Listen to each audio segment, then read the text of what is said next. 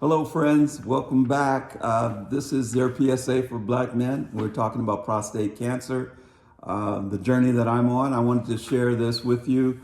I'm going to break this into two parts. The second part, we'll talk about that pre-op that I promised you. But this episode will be in two parts because there's a piece that I want you to understand, and that is time is of the essence. And the reason it's of the essence is that there are several steps that you must go through in order to get to the place where you're either going to get radiation or a surgery. And those steps I wanted to share with you.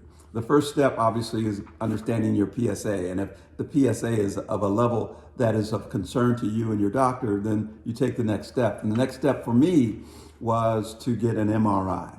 An MRI is this magnetic resonance imaging that really hones in on that prostate to see if there's any lesions, if there's anything there to be of concern. And in my case, there was. So then I had to take yet another step. And that next step was called the biopsy, where they literally go in. It wasn't fun. They really literally go in and take pieces, 12 samples of your prostate, and they send those off to a lab for analysis. And that was it was the in and out type of procedure, right? So I just went into the specialist office, the urologist's office, and was out the same day. But it is not comfortable. I'll just say that much. But it took 3 months to get to the MRI, to get that scheduled. So don't wait. You've got to get your PSA so that you know where you're at. And then if you have to schedule, it might take you a while to get imaging.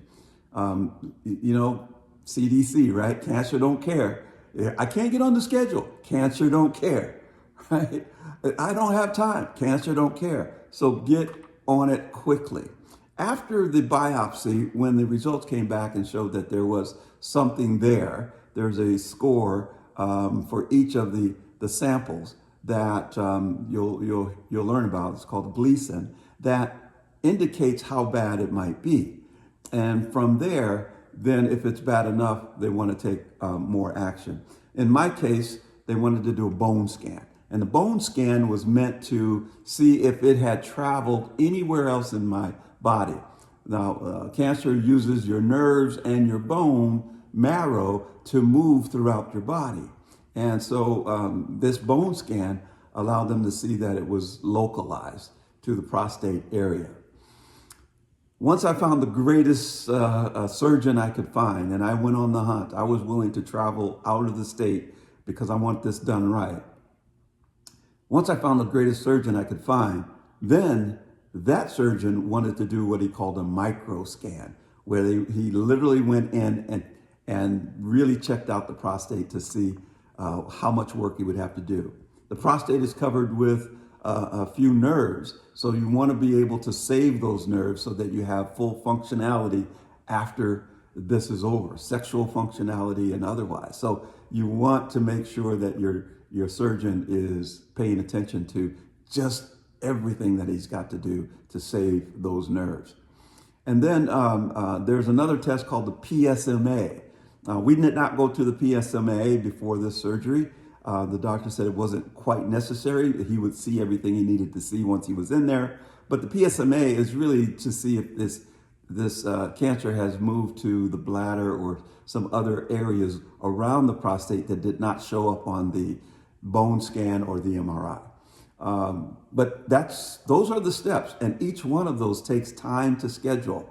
But understand, you've got to do this quickly because cancer don't care that you can't get scheduled for your MRI or anything else. You've got to get on it quickly. Get your PSA done very soon. And so the next step for me after going through all of that is the pre-op. And that's what part 2 of this episode is going to be about.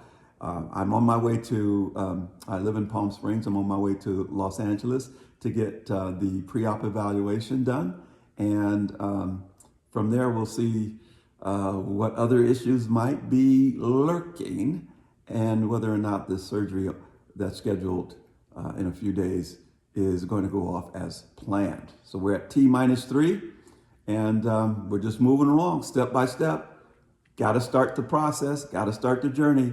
It's not necessarily about the journey in this case. The destination is important this time, and that is being cancer free. All right, that's all I have for you this time. We'll see you in part 2 of this episode. Take care.